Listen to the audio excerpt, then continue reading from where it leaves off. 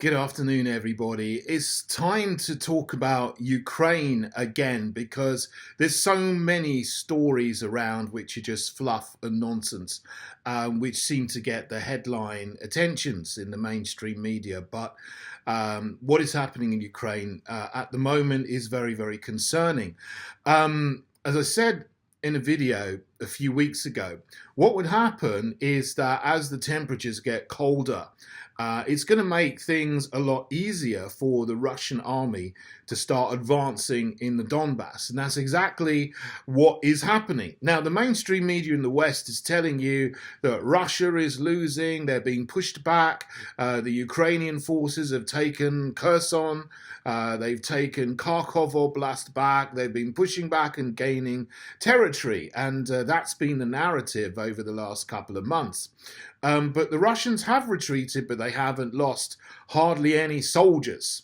They've ceded the territory temporarily, but they've kept their army and soldiers intact. Where they are pushing is in the key town of Bakhmut, which is in Donetsk Oblast, and it is the key to taking the rest of the Donbass that they haven't taken already. So very early on, you go back, the Russians, they took Mariupol, then they took Severodonetsk, they took Lysychansk, and didn't really get too much further than that in the Donbass area. But now they are. Bakhmut is falling. And the West knows it. They're even putting out statements saying that it's about to fall, but it's not strategically important, but it is. Because once Bakhmut has fallen, the Russians are going to go on to Kramatorsk and Slovyansk, and then basically between there and the rest of the Dnieper River, there isn't much in the way of big towns. They can just roll over it all during the cold winter months.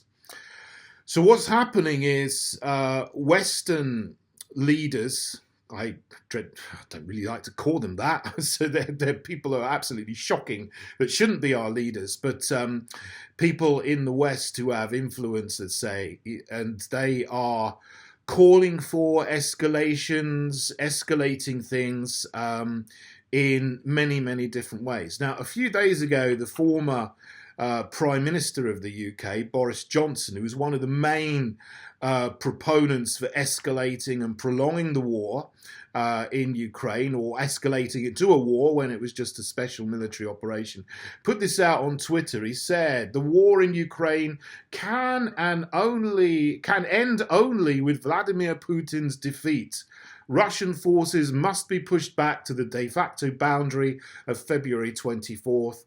We should urgently increase military support for Ukraine. That was on December the 10th. He wrote that on social media, and it was also in the Wall Street Journal in an article.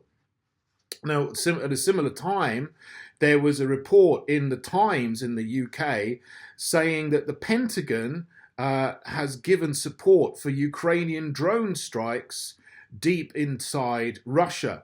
And that came after some drone strikes, which had already happened deep inside Russia, where two military bases were attacked. The Engels 2 military base, the Jagiellovo military base. The Engels 2 military base was 600 kilometers from the nearest Ukrainian forces. So it's about 375 miles. That's actually about the distance between London and Cologne.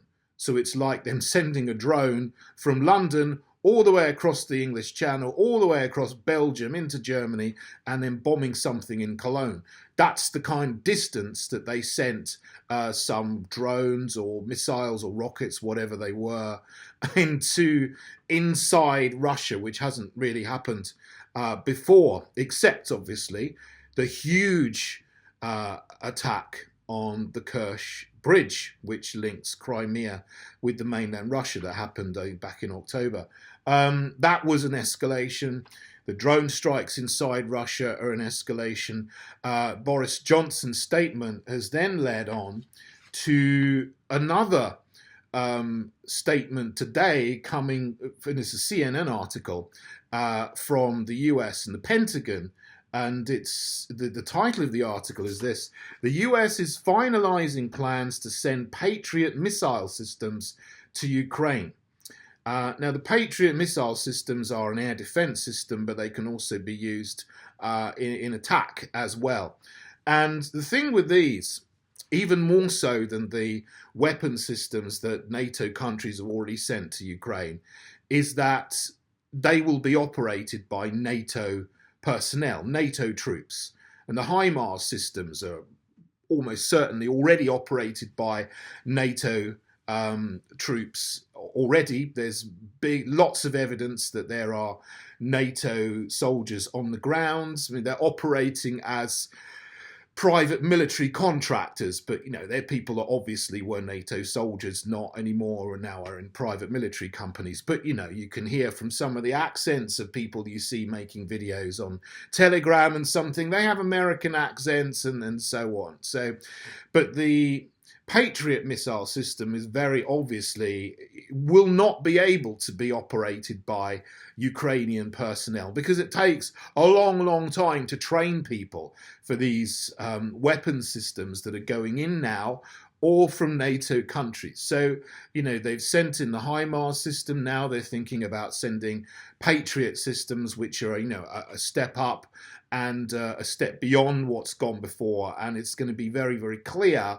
if this happens that this is already a proxy war, which is crazy. We should have been able to solve this in February or at least March or April and bring an end to the conflicts. As I've been saying from the beginning, there's no need for this. But then you got people, for whatever reason or another, are continually escalating.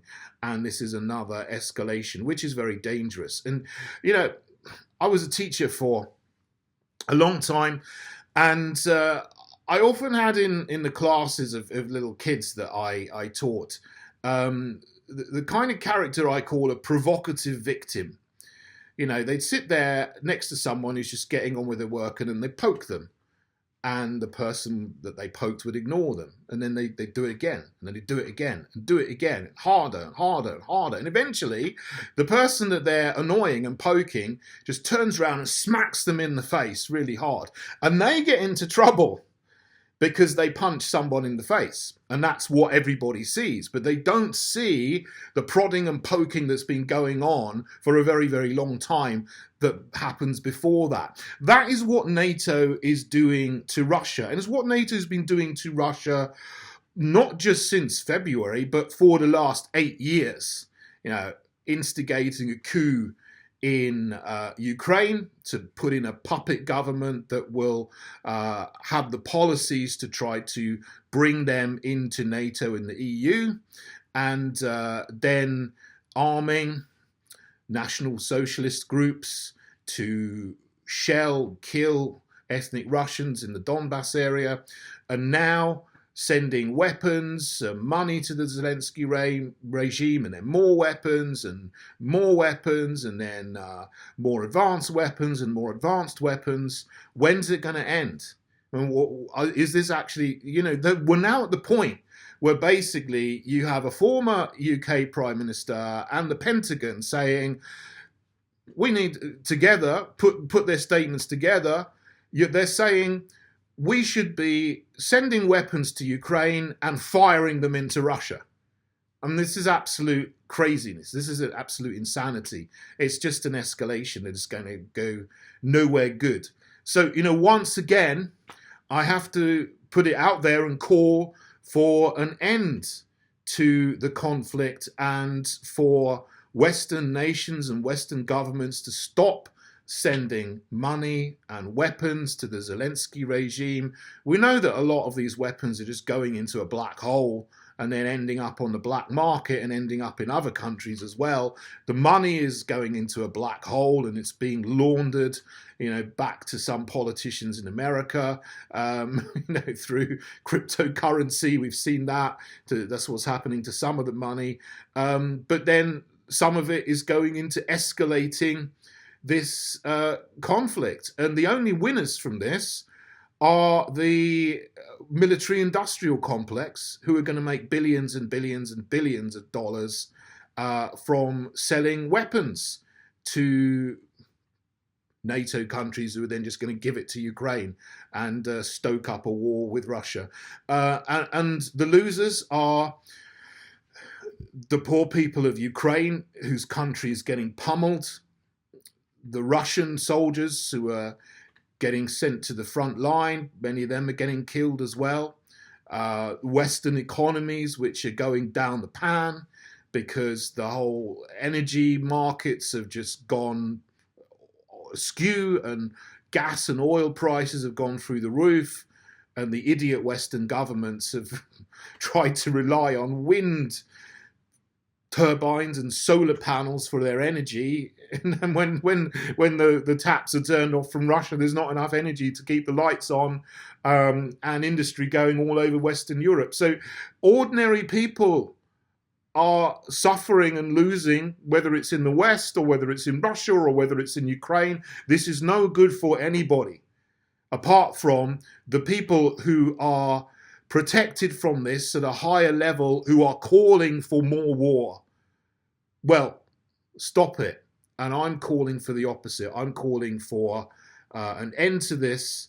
And it's not too late, never too late, to sit round the table and negotiate an end to this and bring the fighting to an end. We can do it if the will is there.